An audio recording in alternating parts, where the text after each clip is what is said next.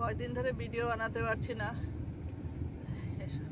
পাটারও অবস্থা খারাপ, daily hospital দৌড়াতে হচ্ছে, আর এদিকে জিনিস গোছাতে গোছাতেও সময় পাচ্ছি না একদম। আচ্ছা, তাই ভাবলাম যে এই ফাঁকে মেয়েকে স্কুলে দিয়ে এখন দুধ আনতে যাচ্ছি, এই ফাঁকে একটু ভিডিওটা করে নিই, রেডি করছি। 8টা বেজে গেছে, এখন দুধ নিয়ে তারপরে হসপিটাল যাব,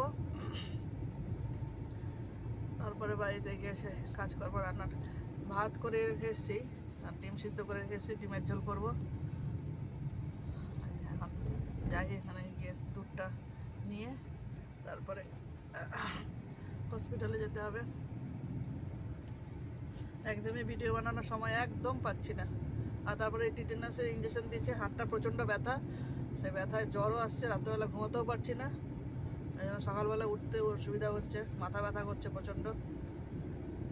সকালবেলা বরকে চা বানাতে বললাম, এমন চা বানিয়েছে দুধ ফেটে টেটে একাকার, চাটা মুখেও দিতে পারলাম না। ওষুধ, প্রেশার ওষুধটা খেয়েছি, হ্যাঁ খেয়েছি তো, চলে আসছে। যাই দুধটা নিয়ে হসপিটালে গিয়ে তোমাদের সঙ্গে আবার কথা বলছি। গুড মর্নিং বন্ধুরা, তোমরা সকলেই সুস্থ আছো, ভালো আছো, আমিও মোটামুটি ভালো আছি। শুধু পাটারই যা প্রবলেম, এখনও হসপিটালে আসলাম পাটা ব্যান্ডেজ করাতে, আর ডাক্তাররা দেখবে, একটু দেখিয়ে টেকিয়ে তারপরে বাড়ি যাব। স্কিপ না করে পুরো ভিডিওটা দেখো, আশা করছি আজকে ভিডিওটা খুব খুব ভালো লাগবে। আমার চ্যানেলে নতুন বন্ধু হয়ে থাকলে সাবস্ক্রাইব করে নিও, বেল বাটনটা প্রেস করে দিও, নোটিফিকেশান প্রথমেই পেয়ে যাবে। তো চলো, আচ্ছা কী করি না করি সব কিছু তোমাদের সঙ্গে শেয়ার করব। হসপিটালের ভিতরে চলে এসেছি, পরে তোমাদের সঙ্গে আবার কথা বলছি। এই যে ডাক্তার দেখিয়ে ড্রেসিং করে এসে বসলাম, বর একটু ওর কলিগের সাথে কথা বলছে, এখানে এই সাইডে এসে বসলাম। এটা হচ্ছে ইমার্জেন্সি, রাত্রেবেলা ওদের সেদিন রাত্রে এসেছিলাম, তো এখানটায় এসেছিলাম, এখানে এসে বসলাম। এখন দেখি কতক্ষণ গল্প করে, বড় গল্প টল্প করে নেব, তারপরে যাবো বাড়ি। রান্না করা বাকি আছে, ডিম সিদ্ধ করে রেখে এসেছি, ভাত বানিয়ে রেখে এসেছি। দেরি আজকে 1 সেকেন্ডের জন্য গেট বন্ধ হয়ে যাচ্ছিলো মেয়ের স্কুলে, আমাদের দেরি হয়ে যাচ্ছিলো। মানে কী করবো, মানে সব কিছু উল্টোপাল্টা না, সমস্ত জিনিস উল্টোপাল্টা হয়ে গেছে, এটা খুঁজি ওটা খুঁজি, সেই জন্য দেরি হয়ে যায়। এখন মানে কতদিন এরকম অসুবিধা হবে, মানে এখন আর একটু সকালে উঠতে হবে, কারণ রাতভর ঘুমোতে পারি না, সকালে উঠতে অসুবিধা। তাও 5:30টার সময় উঠে গেছি, উঠেও তাও দেরি হয়ে গেছে, দৌড়ে গেছে। গেট বন্ধ, তালা লাগাচ্ছিল, সেই মুহূর্তে চিৎকার করে বললাম যে স্যার দরজা গেটটা বন্ধ করবেন না। তারপর দৌড়ে গিয়ে মেয়ে ঢুকলো, মেয়ের পরে আর 2জন ঢুকলো সাথে সাথে, 1 সেকেন্ডের জন্য, নাহলে মেয়ের আছে স্কুল মিস হয়ে যেত। এখানে একটু বসে থাকি, মানে হাঁটতেও ইচ্ছা করছে না, মনে হচ্ছে ঘুমিয়ে পড়ি। ঘরে তো কত কাজ, এখনও মানে অল্প অল্প করে বুঝাচ্ছি, পারছি না। এদিকে হসপিটালে দৌড়াতে হচ্ছে, এদিকে যেতে হচ্ছে, ওদিকে যেতে হচ্ছে, আবার ওদিকে কোয়ার্টারটাও পরিষ্কার করে রেখে আসতে হচ্ছে, কারণ নাহলে পরিষ্কার না করলে কোয়ার্টার ভ্যাকেন্ট নেবে না, সেই ঝামেলা। এখন গিয়ে আবার তোমাদেরকে দেখাবো গিয়ে রুমগুলোর কী অবস্থা। কিছুটা অনেকটা তাও করেছি, এখনও অনেক আমার রুমের আমার কাপড় চোপড়গুলো সব ভাঁজ করতে হবে, ভাঁজ করে রাখতে হবে। এখন আলমারিতে এসেতে সব পুটলা করেই রাখা আছে সব। আর সোফার অবস্থা তো তোমাদেরকে সেদিন দেখিয়েছিলাম, এখনও সেই অবস্থা। সব কিছু কিছু করে সরাচ্ছি, আমার সময় লাগবে, দেখি ধীরে ধীরে হবে আর কি, সময় লাগবে আর কি। ভেবেছিলাম যে 1লা বৈশাখের আগে যদি পয়সা করে নিতে পারি তা ভালো হয়। হ্যাঁ, বছরের দিন আমাদের নিউ ইয়ার, তা তো হবে না। এখন পায়ের এই অবস্থা হয়ে আরও বেশি খারাপ হয়েছে, আর ইঞ্জেকশনটা নিয়ে আমি আবারও কাবু হয়ে গেছি। টিটেনাস ইঞ্জেকশনটাতে এত অবস্থা খারাপ হয়ে গেছে, প্রচণ্ড ব্যথা আর জ্বর, আর রাতভর ঘুমাতে পারি না, সারা রাতভর চিৎকার করছি। এখন কী করবো? হ্যাঁ, যাই দেখি পরের গল্প শেষ হলো কি না, তারপরে গিয়ে আবার তোমাদের সাথে পরে কী করি না করি, পরে তোমাদের সঙ্গে আবার কথা বলছি। এখন হসপিটাল থেকে বাড়ি ফিরে যাচ্ছি আর কি, আর একটু গেলে প্ল্যান্টের গেট শেষ হবে, তারপরে সিভিল এরিয়া, এখানেই 12টার সময় মেয়ের ছুটি হয়ে যাবে। এখন 2 ঘন্টা আগেই ছুটি হয়ে যাচ্ছে স্কুল। এই সামার ভ্যাকেশনের আগে এই 12টার সময় স্কুল ছুটি দিয়ে দেবে। ভালোই গেছে, গরমও অসম্ভব পড়েছে, অসম্ভব গরম, বাইরে এমনি থাকাই যায় না, যে রৌদ্র, অসম্ভব রৌদ্র।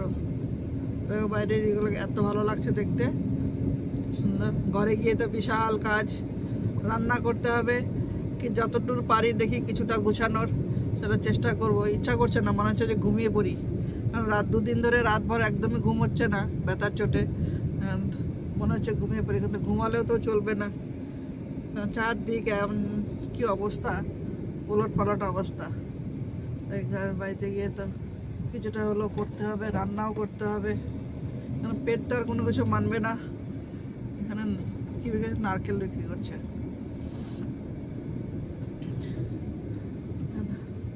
এই রাস্তাটাতে গেলে শুধু সবুজ আর সবুজই দেখা যায়,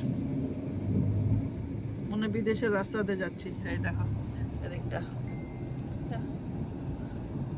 খুবই সুন্দর লাগে, প্রতিদিন এদিক দিয়ে মেঘে ওই পাহাড়ের উপরে এসে আছে একটা তাল গাছ, একদম আগায়। এই যে দেখো, ওই যে একেবারে উপরে একটা তাল গাছ সোজা হয়ে আছে। ঠিক আছে বন্ধুরা, বাড়িতে যাই, গিয়ে তারপরে আবার তোমাদের সঙ্গে কথা বলছি। ঘরে ঢুকেই আগেই জায়গাগুলো পরিষ্কার করলাম, টিভি ক্যাবিনেটটা কিছুটা পরিষ্কার করলাম, এই দিক থেকে জিনিসগুলো এই যে এখান থেকে সরিয়ে কিছুটা গুছিয়ে রাখলাম। কী করবো, ঘরটা একটু ঝাড়ু দিয়েছি, এদিকে কোনো রকম এই এদিকে সব সুটকেসগুলো সব এক জায়গায় করে রেখেছি আর কি, মানে চারদিকে ছড়িয়ে ছিটিয়ে ছিল, কিন্তু আমার বিছানায় সমস্ত কিছু ছড়ানোই আছে। বিছনা বাসি বিছনা ঝেড়েছি, ঝেড়ে টেড়ে সবই করে রেখেছি, চারদিকে সব পড়ে আছে। এই যে এখানে ব্যাগের পুটলাগুলো অনেক, খালি একটাতে আমার নাইটিগুলো সব রেখেছি গুছিয়ে, এইখানটায় সব এক সাইড করেছে আর কি।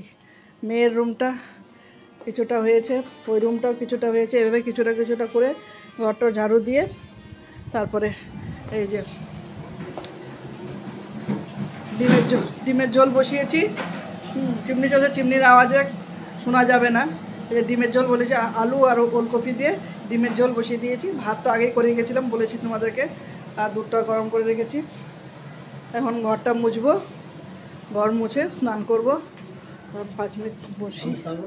হ্যাঁ তুমি স্নান করে আসো, যাও তুমি স্নান করতে যাও, এখনও অনেক বাকি। এই দেখো লাগেজের স্তূপ হয়ে আছে সব চারদিকে চারদিকে, এগুলো কবে যে শেষ হবে, মাথা ব্যথা করছে একদম প্রচণ্ড। এমনি হাতের ব্যথায় 2 দিন ধরে ঘুমাতে পারছি না। কি হয়েছে বাবা? হ্যাঁ যা, আর গানটা ভালো করে প্র্যাকটিস করে নে।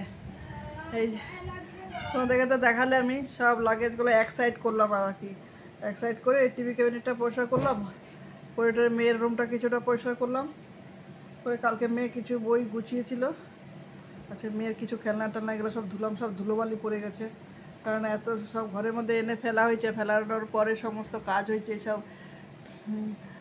কিছু কাজ, এই জন্য সব ধুলোবালি পড়েছে, সব পরিষ্কার করেছি। এখন এই পোটলা পাটলিগুলা সব সামলানোই এখন মুশকিল, তাই এক সাইড করেছি আর কি, মানে রাস্তাতে যাওয়া আসা করতে পারছিলাম না, মানে একটা সংসারে কত কিছু লাগে। এই বাসনপত্রগুলো সব এক সাইড করলাম, তারপরে এখন এই কাপড় চোপড়ের দিকে লেগেছি। এখন এই কাপড় চোপড়গুলো এক সাইড হলে তারপরে সেই ব্যাগগুলো সুটকেসগুলো সব আবার এক জায়গায় ঠিক করে রাখতে হবে, এই করছি আর কি। আর এক তো পায়ের এই অবস্থা, তার উপরে হাতের মধ্যে দিয়ে দিয়েছে টিটেনাসের ইঞ্জেকশন, 2 দিন ধরে ব্যথায় জ্বরে ঘুমাতেও পারছি না। এই দেখো এই জায়গাটা ফুলে কী অবস্থা, হাতটা কী অবস্থা ফুলে গেছে, প্রচণ্ড ব্যথা, এই হাতে মোবাইলও ধরতে পারি না, খুবই অবস্থা খারাপ। দেখো পোটলাগুলো সব ভালোই লাগছে দেখতে, তাই না? কী খবর, ডিমের ঝোলটা বসিয়ে দিয়েছি, বর স্নান করতে গেছে, আমিও তাড়াতাড়ি করে ঘরটা মুছে স্নান করে নিই, স্নান করে রেস্ট করা যাবে না, 2টো বেজে গেছে। দেখলাম বললাম না, কাজ করতে করতে বেলা কোন দিক দিয়ে গড়িয়ে যাচ্ছে কিচ্ছু বুঝতে পারছি না। নাকে মুখে দিয়েই আবার মেয়ের টিউশনি আছে, সেই তারপরে গানের পরীক্ষা আছে, সব দৌড়াতে হবে আবার ওখানে। তো আমি কাজগুলো সেরে নিই, তারপরে আবার খাওয়ার টেবিলে তোমাদের সঙ্গে কথা বলবো। এই যে খাওয়া দাওয়া করে আস্তে আস্তে 3:10 হয়ে গেছে। এখন তো কতদিন যে লাগবে এইগুলো গুছাতে, মাথা খারাপ হয়ে যাচ্ছে। এই দেখো আলমারির উপরে কত ফাইলপত্র সব পড়ে আছে, সব পড়ে আছে চারদিকে, সব সামলাতে সামলাতে কতদিন সময় যাবে। আর এখন মেয়ের স্কুলও আছে, সেই সকালবেলা উঠে এইসব সব ঝামেলা করাটাও ঝামেলা। মেয়ের স্কুলে যাওয়ার রেডি করো, সব কিছু করো, করতে করতে তারপরে আর শরীর চলে না।